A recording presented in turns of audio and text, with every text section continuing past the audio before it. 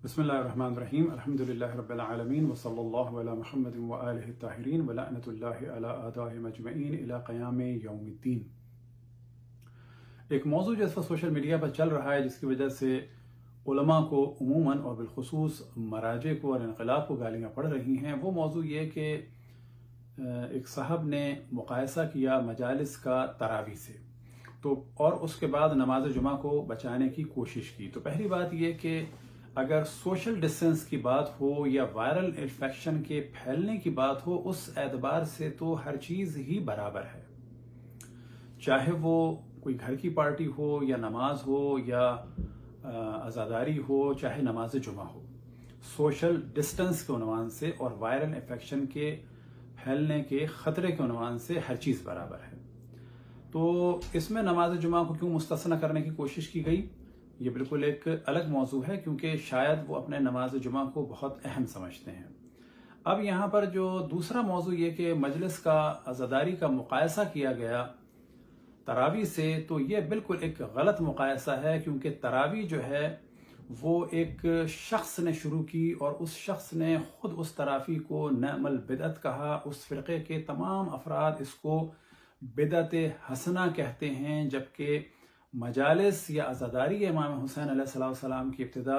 बेहुक्म खुदावंद तबारक व तआला जनाब जिब्राईल अलैहिस्सलाम ने उसकी इब्तिदा फरमाई। इमाम हुसैन अलैहिस्सलाम के मसाइब पढ़े और सबसे पहले अज़ादार और गिरिया करने वाले रसूलुल्लाह सल्लल्लाहु अलैहि वसल्लम थे। फिर उसके बाद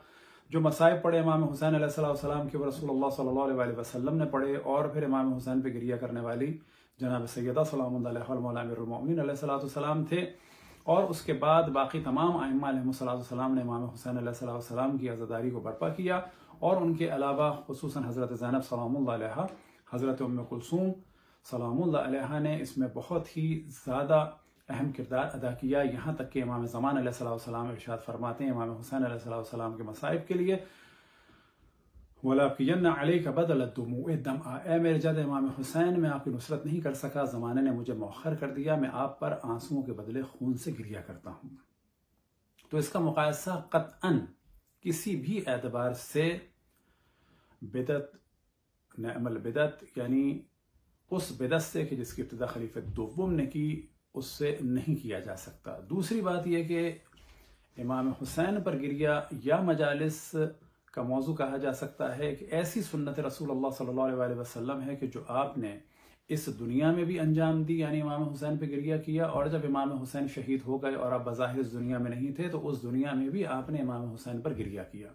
बस इमाम हुसैन पर गिरिया करना रसूलुल्लाह सल्लल्लाहु अलैहि वसल्लम की एक बड़ी ही मुनफरिद सुन्नत है। बस मजालिस का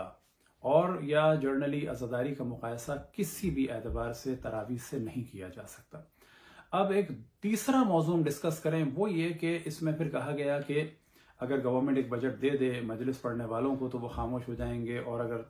तरावी पढ़ने वालों को तो खामोश हो जाएंगे। तो ये काफ़ी अरसे से मौजू चल रहा है कि ज़ाकिरीन को पैसे दिए जाते हैं, तो इसमें शक नहीं कि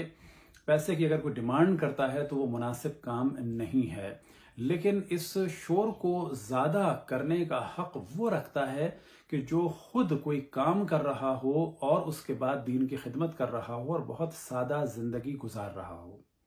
लिहाजा सवाल किया जाएगा हर उस फर्द से कि जो इस किस्म का शोर मचाए और किसी भी जाकिर पर इस उन्वान से अटैक करे। हाँ, जाकिरीन पर अटैक करना चाहिए, न फ़कत जाकिरीन पर बल्कि उलमा पर भी अटैक करना चाहिए इस उन्वान से कि अगर कोई वो गलत बात पढ़े तो डिसेंट तरीके से उस पर एक एतराज़ करना चाहिए। लेकिन सिर्फ पैसे के मौजू को तो डिस्कस वो कर सकता है कि जो खुद कोई काम करता हो, और अगर उसका कोई इरादा हो तो वहाँ इदारा हो तो वहाँ पर भी तमाम अफराद खुद कोई काम करते हों और पैसा जनरेट करते हों। अब अगर पैसा किसी भी दुनिया के इदारे को